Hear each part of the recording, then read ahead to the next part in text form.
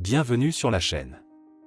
Aujourd'hui, je vais vous présenter une brève relecture de l'époustouflante comédie de Woody Allen. Le film suit la vie de quelques visiteurs et résidents de Rome, ainsi que leurs romances, leurs aventures et les situations difficiles dans lesquelles ils se retrouvent. J'attends avec impatience vos likes, vos abonnements à ma chaîne et vos commentaires sur le film. Le film commence par des images ensoleillées, chaudes et enchanteresses de Rome. En brisant le quatrième mur, un agent de la circulation parle de son travail et des gens qui passent. Nous observons un Romain nommé Michelangelo, qui aide une touriste nommée Hailey. Ils commencent à passer beaucoup de temps ensemble et la jeune fille dit qu'elle a l'impression de vivre une histoire d'amour avec l'Italie. L'action se déplace vers un autre jeune couple. Antonio et Milly se sont mariés dans une petite ville et sont venus à Rome pour leur lune de miel. Par ailleurs, un célèbre architecte américain est venu dans la ville et a décidé d'y séjourner brièvement pour ses vacances. Enfin, le dernier personnage est Leopoldo, un Romain ordinaire de la classe moyenne. L'action revient à Michelangelo, qui invite une jeune fille à dîner pour la présenter à ses parents. Et il lui annonce que sa famille sera bientôt à Rome elle aussi. Pendant ce temps, les parents de la jeune fille, un peu nerveux, sont dans l'avion et Jerry se plaint que la zone de turbulence a commencé, tandis que Phyllis lui demande d'être plus calme. Un mari et sa femme discutent du fiancé de leur fille. L'action se déplace vers les jeunes mariés qui se préparent à rencontrer l'oncle et la tante d'Antonio, qui s'apprêtent à l'emmener à un poste prestigieux. Milly se rend dans un salon de coiffure pour se faire coiffer, en suivant les instructions confuses d'une employée de l'hôtel. À cette époque, les amis de Jean, un architecte, apprennent qu'il a vécu à Rome il y a quelque temps. L'homme ne veut pas inspecter les ruines et se promène dans les rues ornées et charmantes de la ville. Dans la rue, le héros rencontre un certain Jacques, qui étudie lui aussi pour devenir architecte, et ils se rendent ensemble à l'endroit où vivait John. L'action se déroule dans la maison de Leopoldo, qui prend le petit déjeuner avec son fils et demande à sa femme d'être plus économe. La vie de cet homme est plutôt ordinaire. Il travaille dans un bureau, va au cinéma, mais on ne fait guère attention à lui. Jerry et Phyllis s'installent à l'hôtel et attendent de rencontrer leur fille. Finalement, Ale et Michelangelo se présentent, le type leur dit qu'il est avocat pour les pauvres. Le sceptique Jerry n'aime pas cela et commence à parler de son travail et de ses productions, ennuyant ainsi les invités. Pendant ce temps, Milly essaie de trouver le chemin auprès des passants, tandis qu'Antonio attend nerveusement la jeune fille en regardant sa montre. Le héros appelle sa femme, mais celle-ci laisse accidentellement tomber le téléphone dans un collecteur d'eau pluviale. Pendant ce temps, Jacques amène l'architecte chez lui et le présente à Sally. Celle-ci lui annonce que son amie Monica, qui a rompu avec son petit ami, vient leur rendre visite. Milly, frustrée, erre dans Rome en essayant de se rendre au bon endroit. On frappe à la porte de la chambre d'Antonio, mais la charmante Anna apparaît soudain sur le pas de la porte, affirmant que ses amis ont déjà payé pour tout le confort. Le héros tente en vain d'expliquer qu'elle l'a confondu avec quelqu'un d'autre, et soudain sa famille entre dans la pièce. Antonio doit prétendre qu'Anna est sa jeune épouse. Lorsqu'ils s'en vont, l'homme demande à la jeune fille de faire semblant d'être sa femme encore un peu. Jacques se rend à l'aéroport avec son nouvel ami et sa petite amie pour rencontrer Monica. John remarque qu'il doit y avoir une étincelle entre eux, bien que le jeune homme le nie. Chez elle, Monica communique avec Jacques et lui raconte ses aventures amoureuses. Le jeune homme est fasciné par sa nouvelle connaissance.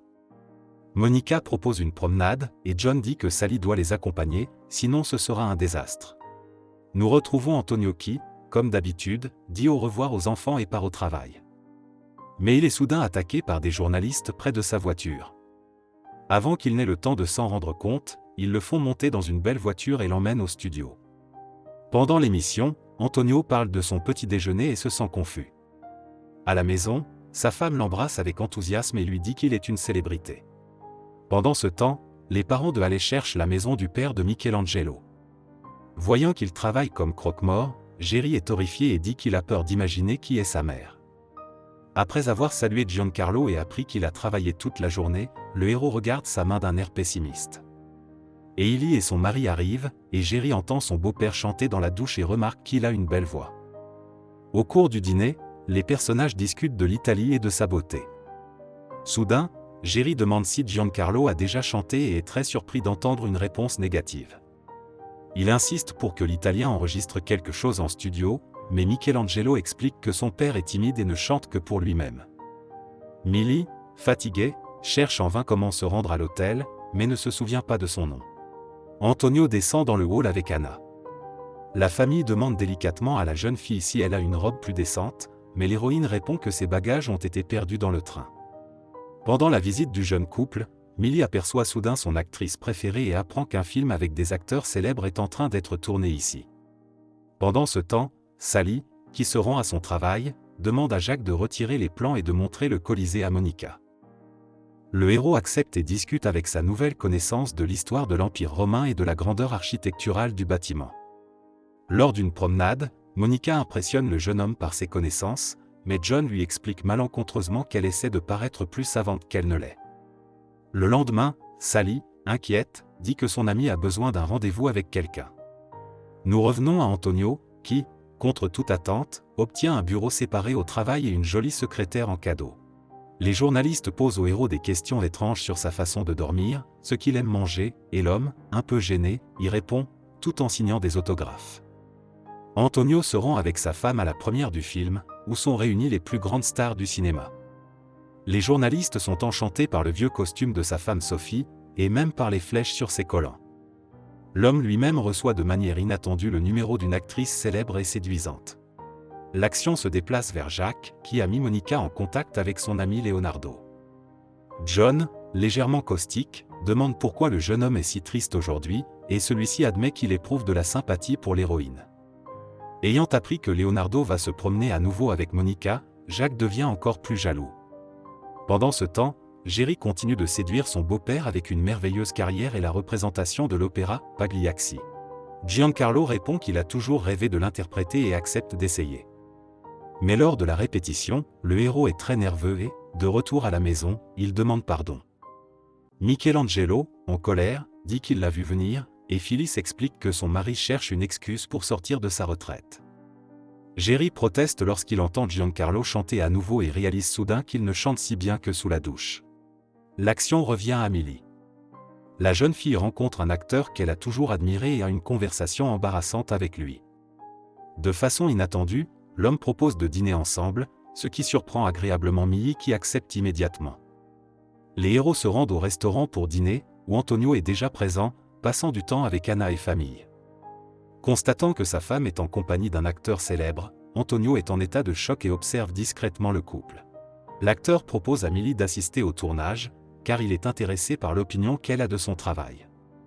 Toute la famille assiste avec émotion à leur interaction, et Antonio tombe de sa chaise, voulant regarder sa femme.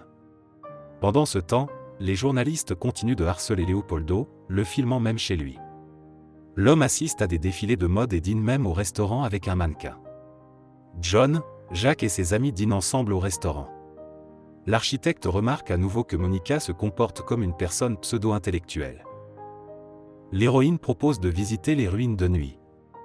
Un orage éclate et Jack remarque que Monica est incroyablement belle sous la pluie et au clair de lune. La conversation naissante du couple est interrompue par John. Jerry, quant à lui, décide d'organiser une production choquante et inédite où Giancarlo chante sur scène alors qu'il se trouve dans une cabine de douche. Cette production sensationnelle est un succès. Lors de la fête, Michelangelo et sa mère s'opposent à la tournée et au développement du talent de son père, qui a pourtant rêvé toute sa vie de jouer Pagliacci. L'action se déplace vers Antonio, qui se retrouve avec Anna à une fête ouverte de la haute société. La jeune fille voit plusieurs de ses connaissances et promet de ne pas les révéler à leurs épouses. Plus tard, Anna calme le nerveux Antonio et lui propose de s'isoler dans les buissons. Monica et Jack préparent le dîner ensemble, en attendant l'arrivée de Sally. Après avoir bu du vin, les héros se libèrent et Jack embrasse une fille. John tente de ramener le héros à la raison, mais il échoue. Pendant ce temps, Antonio a l'impression que les paparazzis envahissent sa vie et il continue à se demander pourquoi il est devenu célèbre. Anna et Antonio reviennent de leur cachette, et la jeune fille dit qu'il n'y a rien de mal à ce qui s'est passé. Millie et son homme arrivent à l'hôtel, boivent du vin et s'embrassent. La jeune fille bouleversée dit qu'elle aime son mari et qu'elle ne veut pas lui faire de mal. Mais l'acteur lui répond en souriant que la vie est trop courte et qu'il est peu probable qu'elle ait un jour une autre occasion de commettre une telle folie. Jack et Monica se rencontrent en secret et veulent tout dire à Sally après ses examens. Antonio continue de se battre contre les journalistes. Mais soudain, les paparazzis se précipitent sur un homme sans prétention, et le héros comprend qu'il est libéré de la malédiction de la célébrité. Il en est ravi. L'action se déplace vers Sally qui dîne avec Monica après les examens finaux. John tente à nouveau d'éclairer sa jeune amie lorsque Monica apprend qu'elle a décroché un grand rôle. La jeune fille lui dit à quel point elle est heureuse, ce qui contredit tout ce qu'elle avait l'habitude de dire à Jack. Millie est dans la salle de bain et décide encore de se donner à l'acteur lorsqu'elle est soudain attaquée par un voleur.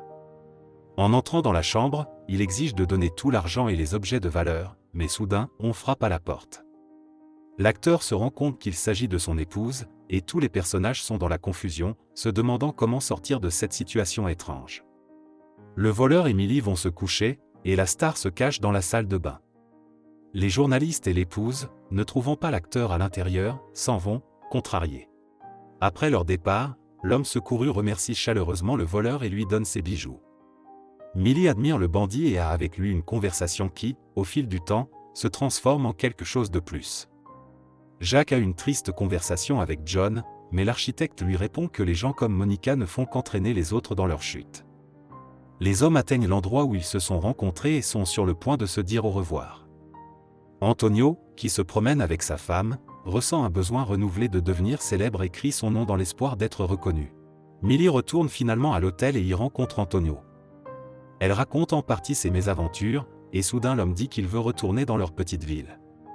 Antonio explique qu'il ne veut pas se faire passer pour quelqu'un, travailler pour ses parents, mais qu'il préfère vivre une vie moins riche mais heureuse. L'action se déplace vers l'opéra où se joue Pagliacci. Jerry, inquiet, assiste à la représentation. Son protégé, Giancarlo, apparaît sur scène et chante une fois de plus sous la douche. La mise en scène inhabituelle et créative et la voix pure de l'homme impressionnent le public, qui applaudit avec enthousiasme. De retour chez lui, Giancarlo déclare qu'il est satisfait de sa vie et qu'il ne se produira plus jamais. Jerry est également satisfait du battage médiatique qui s'est produit et de l'accueil enthousiaste réservé à la pièce. Le film se termine par la réapparition d'un homme à la fenêtre, qui dit que Rome recèle de nombreuses histoires merveilleuses. C'est la fin du film. Merci à tous d'avoir regardé ce film jusqu'au bout. Donnez un like à cette vidéo. Écrivez dans les commentaires ce que vous pensez de ce film, et rendez-vous dans de nouvelles vidéos.